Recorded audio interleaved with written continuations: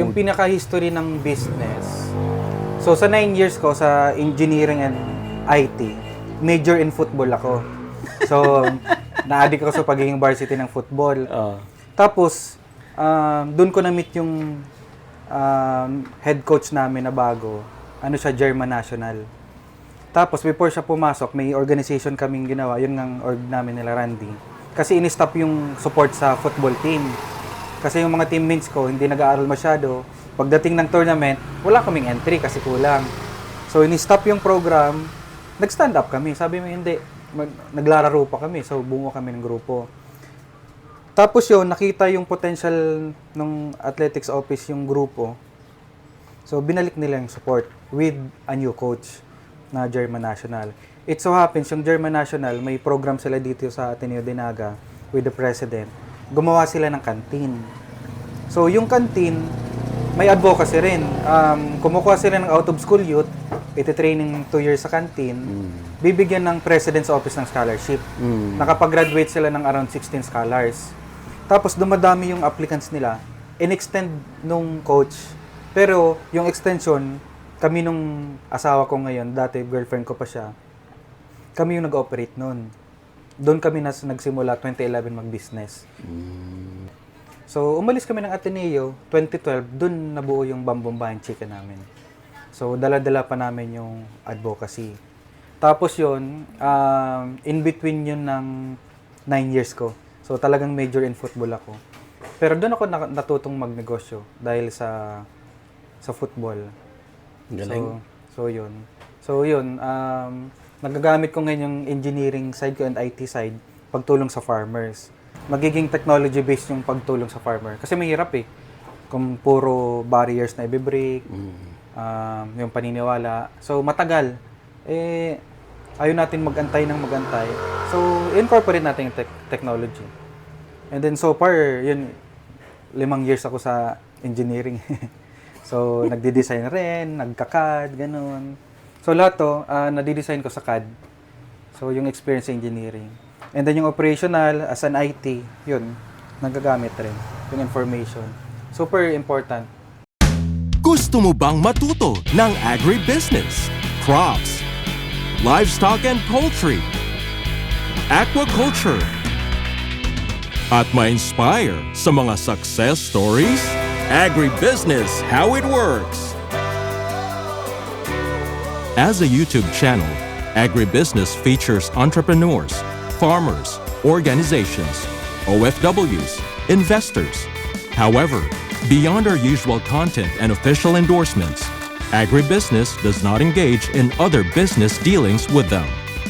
While our viewers and featured individuals and entities may choose to pursue business deals with each other on their own, we encourage them to be cautious in doing so. So, ito yung bagong roast ni Nanay Coring. Okay. Pwede na tayo mag-recap. Sige. Okay. So, si Marion, yung business model ay from as roastery. That's one, which is kumikita.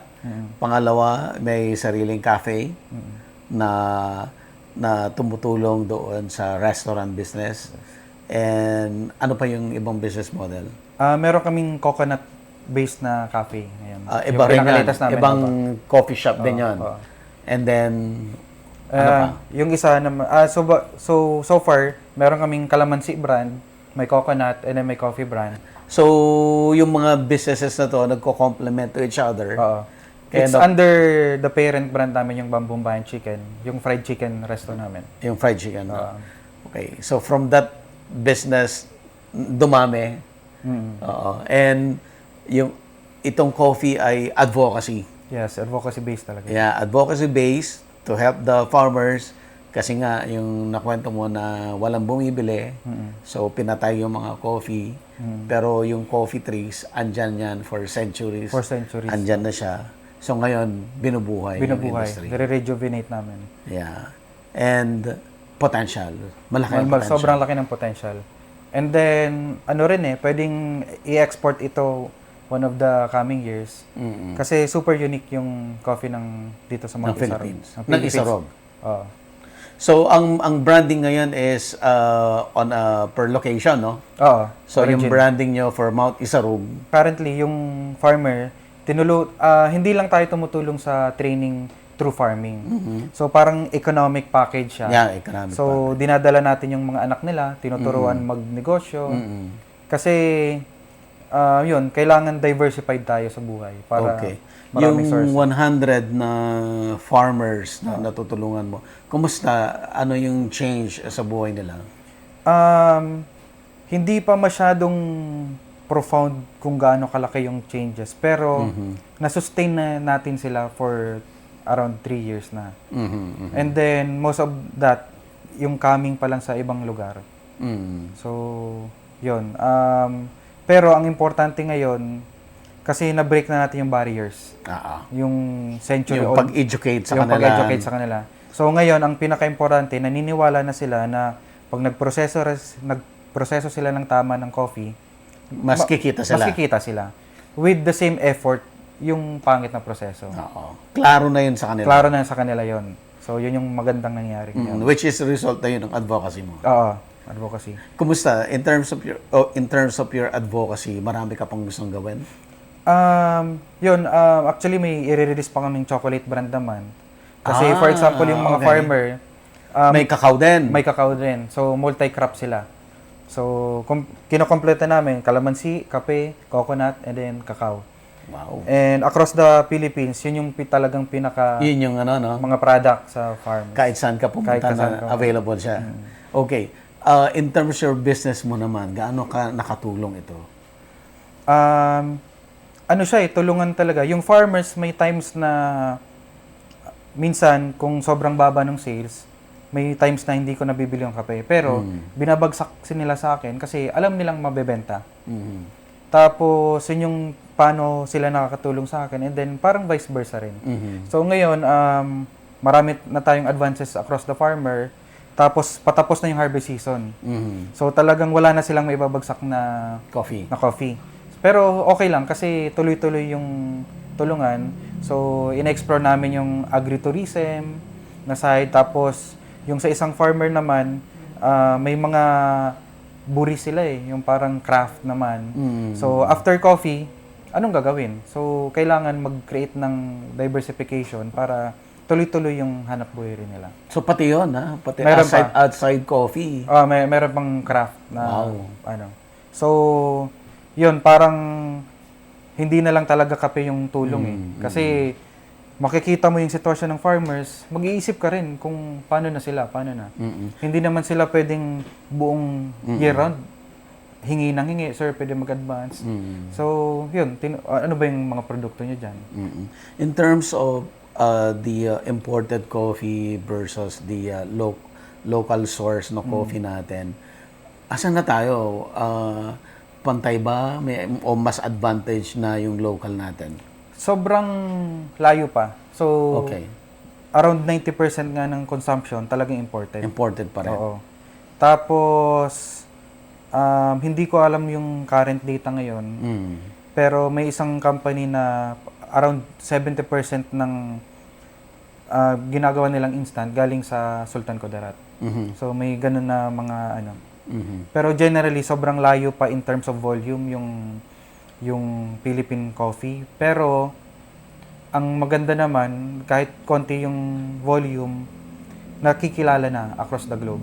So na-awaken na yung buong industry. May Philippine coffee pala. Yung Robusta pala ng Pilipinas pwedeng maging kasing sarap ng mga Arabica.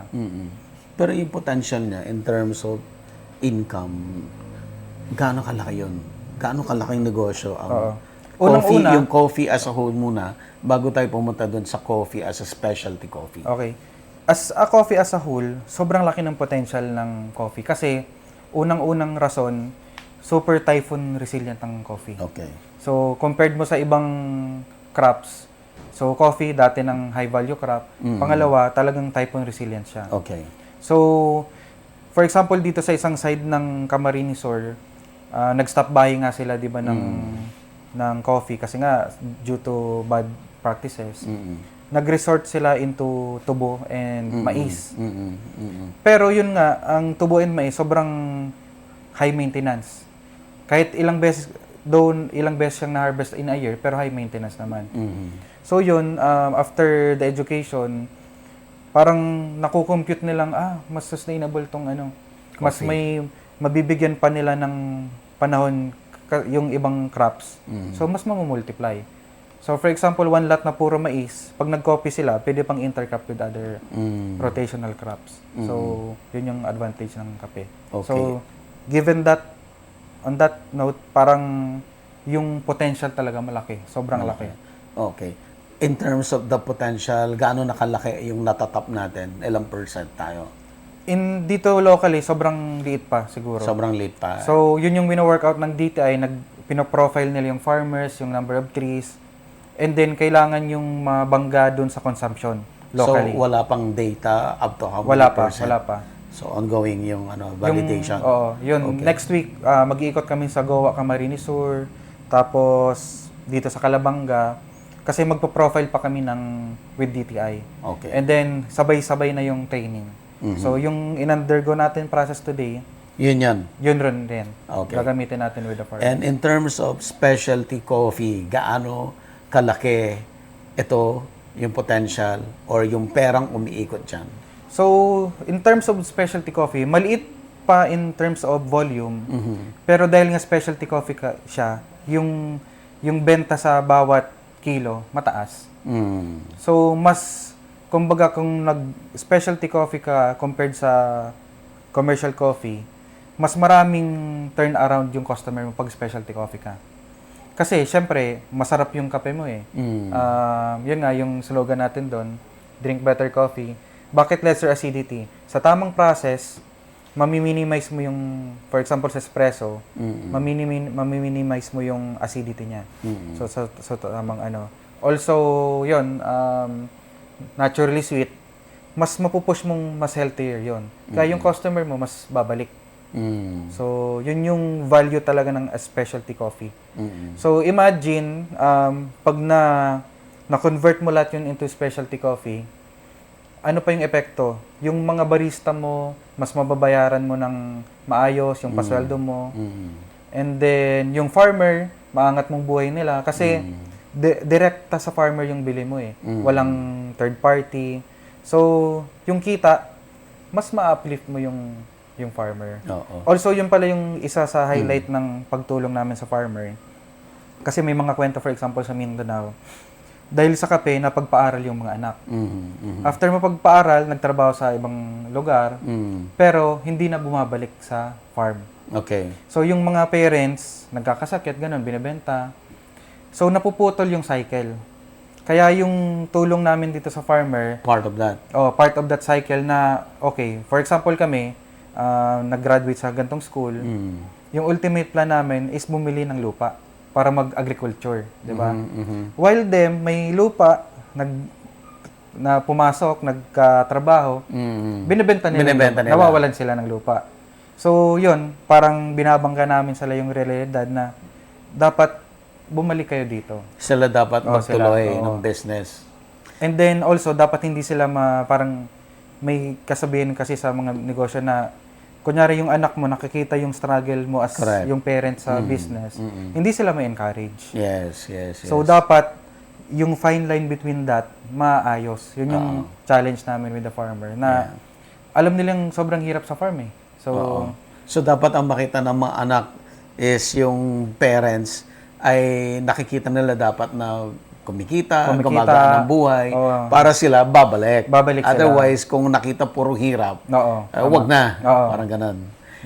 So, may idea ka, gaano kalaking pera yung umiikot dito sa specialty coffee? Wala akong figures ngayon, pero sa Manila kasi, pag nakita mo yung mga specialty coffee shop, lalo na yung, for example, yung Yardstick, nakilala sila sa Asia. One of the top Asia's top coffee. So sila, siguro kung nag-resort sila into commercial coffee, wala. Hindi sila magsisikat. Hindi nila kakayanin si SB. Oo, parang ganoon. Kasi talaga established brand yun eh. So, anong ginawa nung, for example, yung Yardstick? Pinasarap nila yung coffee beans, yung raw materials. Sinorse out nila locally, may imported din sila. So, yung core advocacy ng business, talagang gumamit ng traceable coffees. Dito sa Naga, yung specialty coffee, gaano kalaki to? Ilang, In terms of consumption, talagang sobrang layo. Sobrang laki. Oo. So, parang kung ano yung data sa Pilipinas, ganun rin sa natin across. How much more sa provinces? Sobrang baba. Okay. So, yun yung pinaka-reality. Pero as far as the market is concerned, wala kayong problema, no? So, meron talagang demand. May demand siya. Oo, may demand. Kasi unang-una, may mga coffee lovers na nag-stop. Ayaw ko na magkape kasi napupuyat.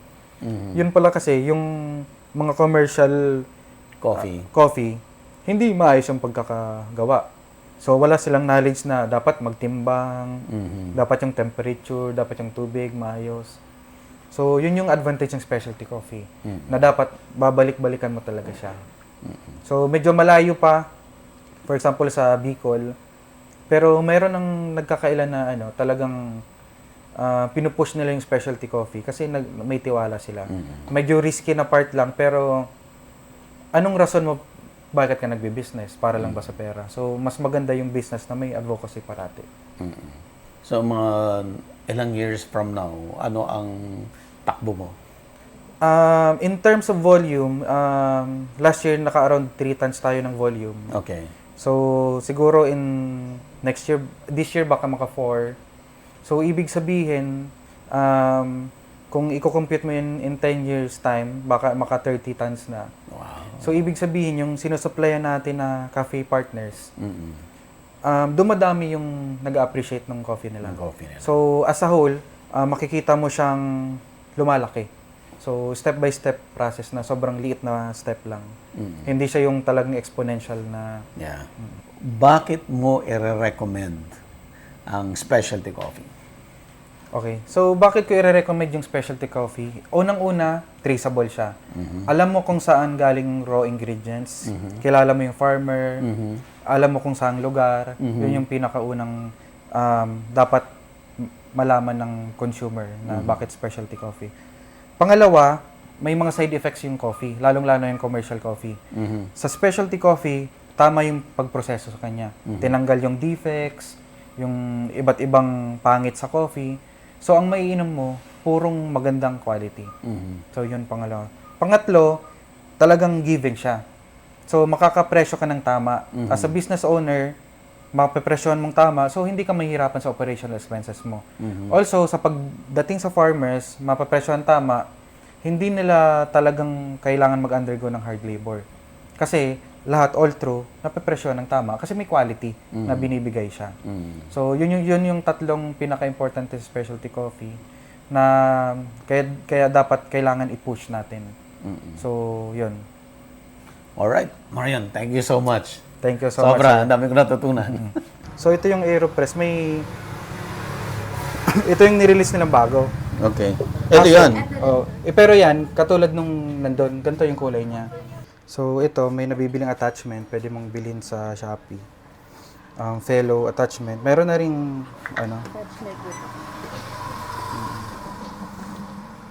Tapos ito, naka 90 degrees lang ako ng temperature. Tapos gagamitin natin na beans. Gamit tayo ng Ethiopia para matry nyo yung... ito rin yung one way namin para ma-preserve yung freshness. So may container ka pang isa. Okay.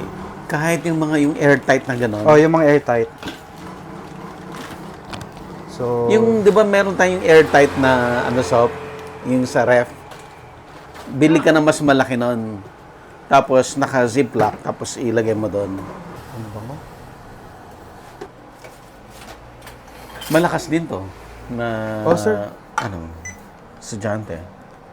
Yung purpose namin, kasi yung coffee roastery namin nga, yung benta niya, ginagamit pang stimulate ng restaurant. So, binuksan na namin to para sabi namin, ito na yung tumulong dun sa resto, yung benta. Kasi gusto namin, marami kasing bibilhin pang gamit sa roastery. Mga sample Para roaster. siya mag-generate siya ng sarili niya. Oo. Mga moisture meter, Tsaka dumadami kasi yung farmers eh. So, kailangan namin magbagsak ng equipments doon. Mga testing equipments, mga ganito, TDS meter. So, yan.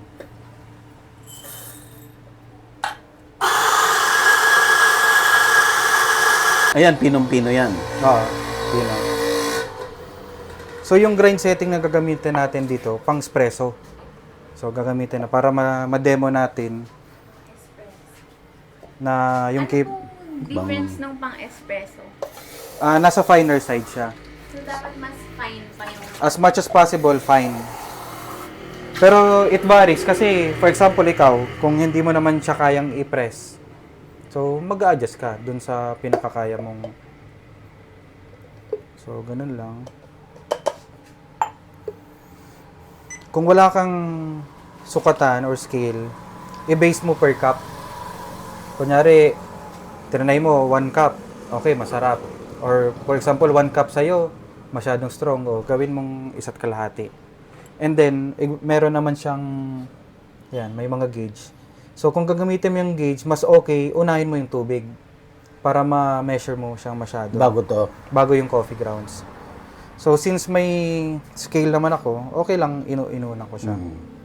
So, 20 grams na coffee beans. So, across the board, naka 20 grams ako kasi para maging consistent ako. Hindi ako nagbabago-bago kasi as a roastery, hahabulin mo pa yung consistency ng brew mo eh. So, sa akin, mas nakukuha ko yung consistent sa 20 grams. And then, gagamit akong 100 grams ditong tubig.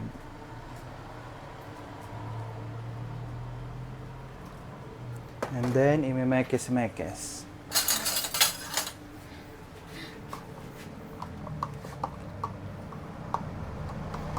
So, yun. So, yung sa case nung may paper, paper filter. Tapos, ganun lang. And then, push. The finer the grind, mas mahirap i-push, syempre. Pero, mas ma-achieve mo yung espresso quality niya.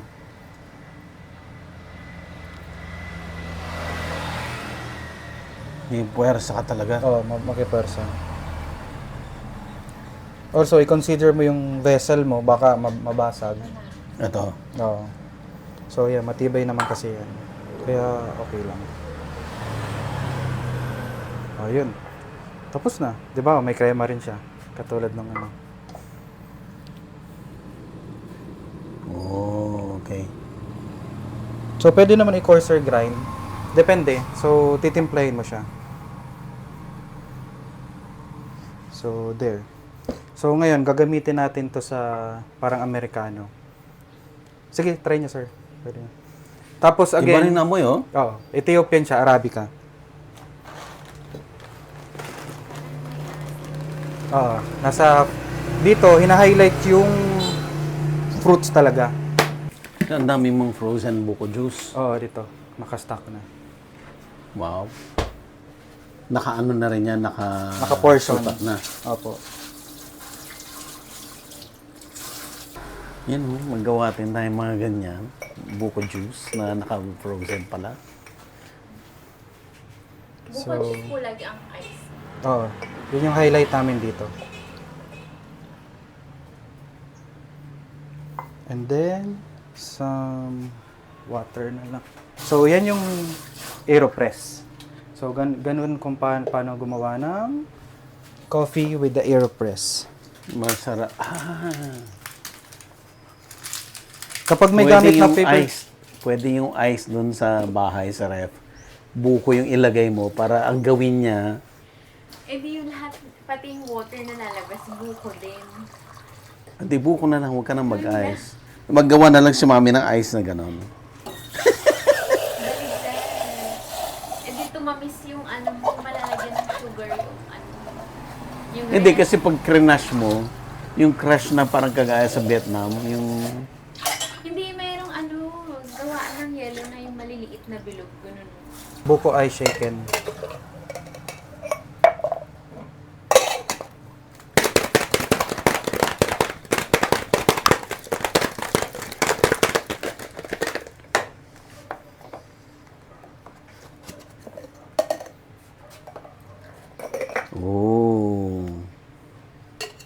Sige, let's taste it. So, kapeng may buko. Actually ba? Baka nga yan yung sekreto ni Ni? Vietnam hindi kaya? Hindi. Sige po, ayan. Nasarap.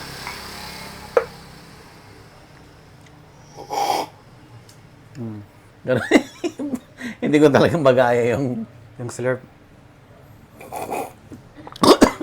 Oh, Dad. Water ka. May water ba to? Kailangan ko mag-slurp.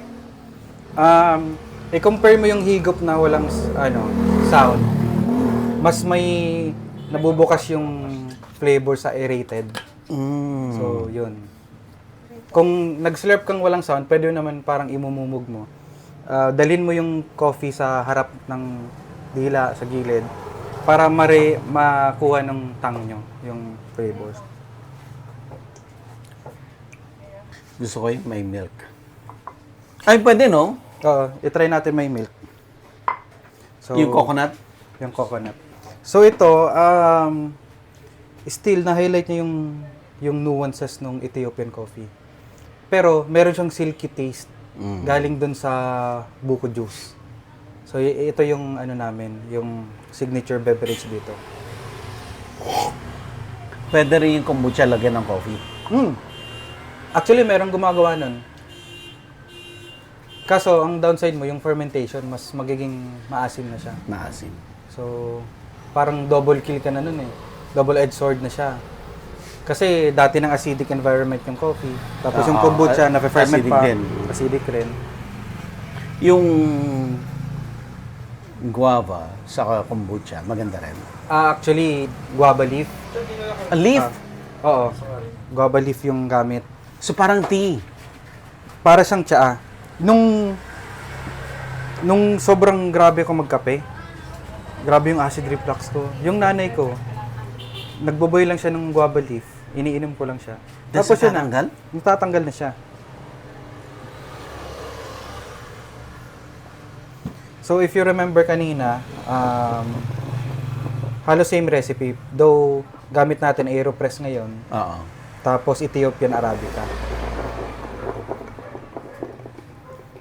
So ihalo ko na lang dyan, sir. Oops. Ito mama, latte. Nag-iba yung taste profile. Iba na. So ngayon, parang Ang sarap. Mas gusto ko talaga may coconut. Ang sarap. medyo na-tone down niya yung, nandun pa yung fruitiness, di ba? Andon. Tapos parang may, alam niyo May yung, layers ng taste. Oo. Iba-iba. alam niyo yung nilalagay sa mga kakanin, yung parang roasted. Latik. Yung roasted na coconut, yung shreds. Parang ganun yung experience ngayon. Iba-iba yung layer ng ng sarap. Na? Parang nagbabago-bago sa tang. Oo. Yun yung... sige. Pero kayo dun sa description ko. Ini-imagine nyo na lang. Ito. May konti pa. Ang sarap. Sip-sipin nyo yung may coconut. During the pandemic, isa sa sumikat yung buko juice tapos may kape. Kaso yung buko juice naman, sobrang bilis niyang mapanis. So ginawa namin, frozen namin. Sarap. Ang sarap, no? Yung Thailand buko, yung roasted, lagyan mo ng ganito. Ang sarap siguro. So that's the AeroPress.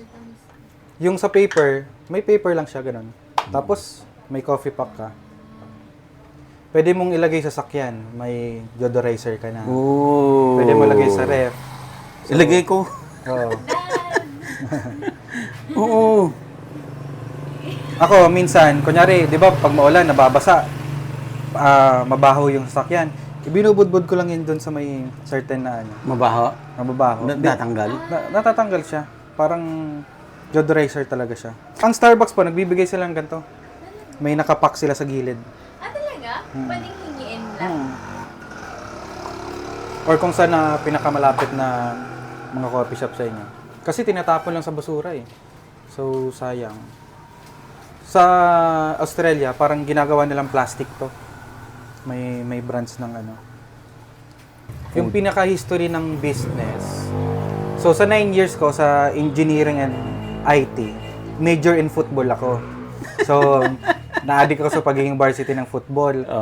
Tapos, doon ko na-meet yung head coach namin na bago. Ano siya, German National. Tapos, before siya pumasok, may organization kaming ginawa. Yun ng org namin nila, Randy. Kasi in-stop yung support sa football team. Kasi yung mga teammates ko, hindi nag-aaral masyado. Pagdating ng tournament, wala kaming entry kasi kulang. So, in-stop yung program, nag-stand up kami. Sabi mo, hindi. Naglalaro pa kami. So, bumuo kami ng grupo. Tapos yun, nakita yung potential ng athletics office yung grupo.